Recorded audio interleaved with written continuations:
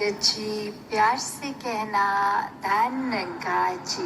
गीत थी, स्पीच थी, कवि दरबार था।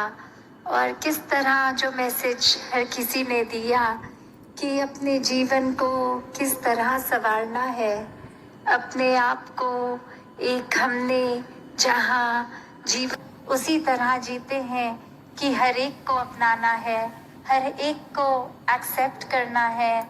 और जब हम एक बार खुद ही प्यार बन गए तो कितना आसान होगा हर एक को एक्सेप्ट करना।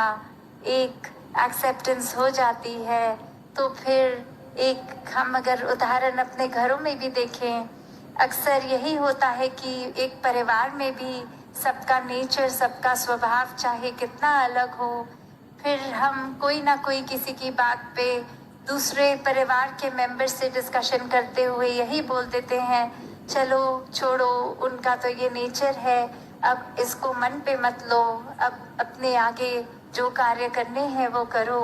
तो जब हम अपने परिवार में भी एक लिमिटेड लोग होने के बावजूद एक नेचर सबके अलग, और वहाँ मन ने एक्सेप्ट किया हुआ है कि चलो ये एक बात अगर ऐसी हो भी गई तो let's just get over this episode and move on. तो उसी तरह हम पूरे संसार में किसी के भी जब इंटरैक्शन में आते हैं तो उस समय क्यों मन में ग्रजेस रख लेते हैं कि ये तो ऐसा ही इंसान है, इसने तो ऐसा ही करना है। क्योंकि हम जितने ज़्यादा ये ग्रजेस रखते रहेंगे मन में एक दूसरे के प्रति, कोई भार जो मन का बना बैठे हैं, उस भार से तो क्या होगा, हमारे ही कंधे धकेंगे। एक बर्डन जो हम अपने शोल्डर्स पे फील करेंगे, वो भार, वो ग्रजेस का।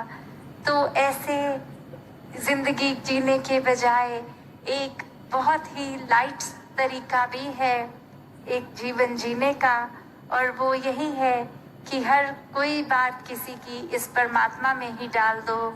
जैसे ही किसी ने कुछ किया, परमात्मा को ही एक मन से प्रे करके कि ये सिमरन रूप कि परमात्मा, ये अगर कुछ किसी ने गलत कर दिया है वो आप उसको भी एक अच्छी सोच बख्शो, और वहीं एक अगर हमसे किसी के द्वारा गलत हो गया है तो हमें भी आगे से ये सोची बख्शो, ये सोच बख्शो कि एक इंटेंशनली किसी का कभी दिल ना दुखाएं। तो कैसे हर एक ने जहाँ अपने जीवन में एक मानवता की भलाई के लिए सोच रखनी है, हर किसी के आंसू पोंछने वाली सोच रखनी है, अपने कर्मों को एक मानवीय कर्म बनाने हैं, एक प्रोग्रेसिव जो एक स्पिरिचुअली ग्रो करना है, उस तरह से चाहे एक अपने कामकाज में तो प्रोग्रेस जैसी भी है, पर एक इंसानियत में अपने अंदर के इंसान की प्रोग्रेस करते जाना है।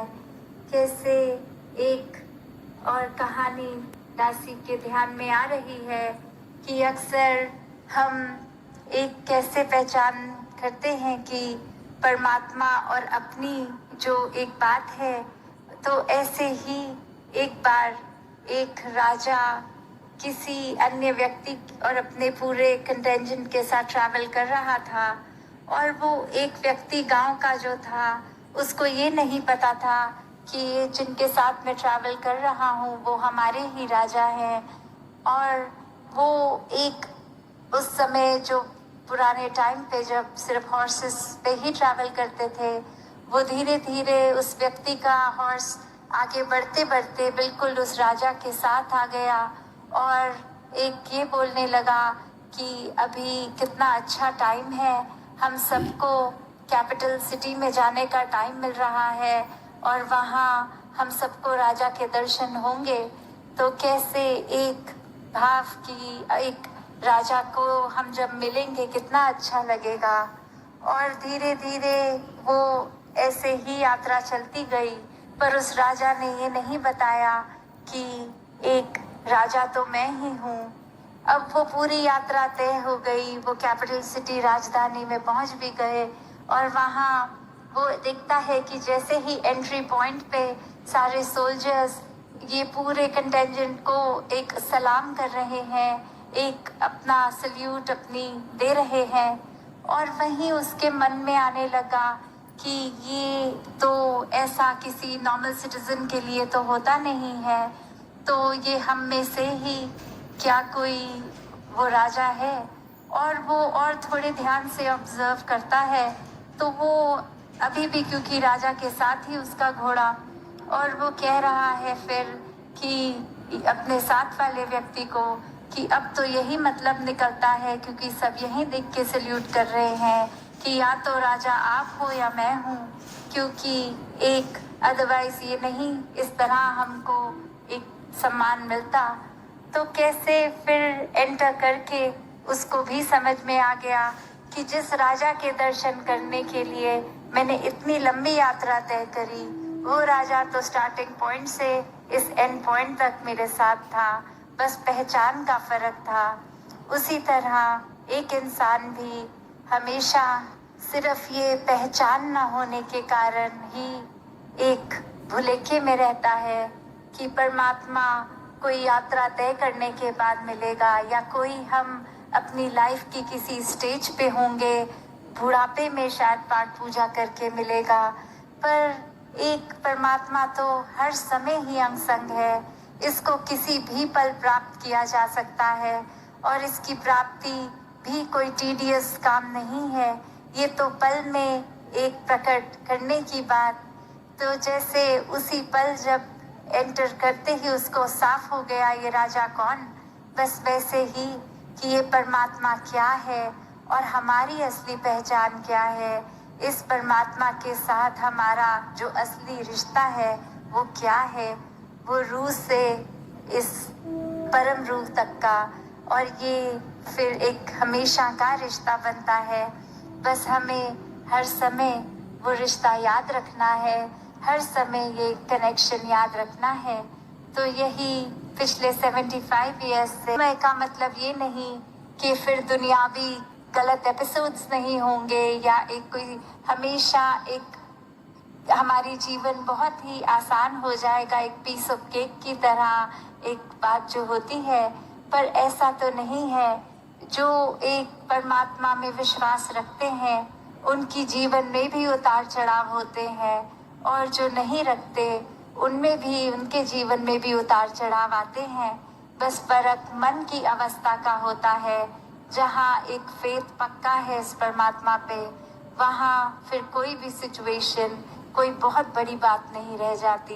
वो एक मन में तसल्ली होती है कि अभी ये जल्दी ही समाप्त हो जाएगी, ये परमात्मा ने इसमें भी कोई भलाई रखी है।